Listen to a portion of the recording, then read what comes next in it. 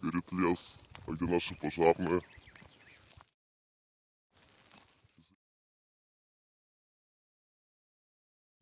2017 год.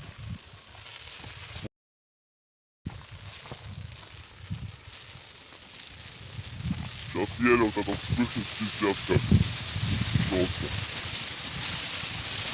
Блять, я прям предсказатель.